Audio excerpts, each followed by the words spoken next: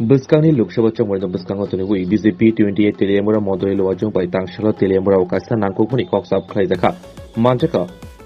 Pradesh BJP ni Kasku Rajiv Bhattacharya Bidhan Sabha ni MLA Kolani Rai Saha BJP party ni Kubuni Adam Rao Bwskangni Lok Sabha chongmani kitingui BJP ni nangkukmani koklam asuk laikha koklam salaimani yakulo koktomanthani bwskango BJP ni haste Kasku Rajiv Bhattacharya Saka Tripura Hasini কনি আসুক থাইনো BJP পপলাইং নাই দেখুন আপনারা অবগত আছেন যে আগামী 26শে April এই পূর্ব ত্রিপুরা লোকসভা আসনের নির্বাচন সংগঠিত হবে এই নির্বাচনকে সামনে রেখে আমরা চাই আমাদের প্রার্থী যিনি হয়েছেন এই রাজ পরিবারের কন্যা আমাদের কৃতি দেবী দেববর্মন মহোদয়ের পদ্ম ফুল চিহ্নে আমরা নির্বাচনে এই পূর্ব আসন থেকে ভারতীয় জনতা পার্টির প্রার্থী করেছি এবং ইতিমধ্যে আপনারা জানেন যে আমাদের সঙ্গে আইপিএফটির জোট ছিল আর এখন নতুন করে আমাদের সঙ্গে জনজাতি ভিত্তিক দল যেটা তীব্রামথা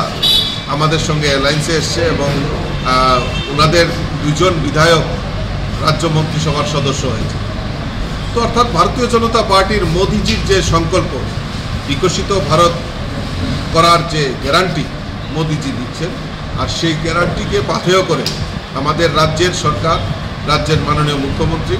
একটাই কথা বলছেন যে এক ত্রিপুরা শ্রেষ্ঠ ত্রিপুরা এই এক ত্রিপুরা শ্রেষ্ঠ ত্রিপুরা করার লক্ষ্যে আমরা চাই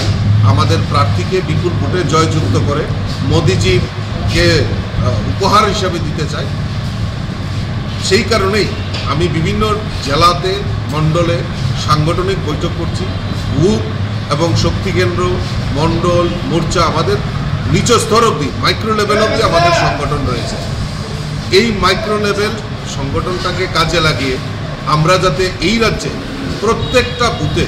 আমরা যাতে বিজয়ী হতে পারি সেই সংকল্প নিয়ে আমি কাজ করছি এবং আমার কার্যকর্তারাও সেই সংকল্প নিয়ে কাজ করছে তারই অঙ্গ হিসাবে আজকে তেলিয়ামুড়া আমাদের সম্মানিত বিধায়িকা এখানে উপস্থিত রয়েছেন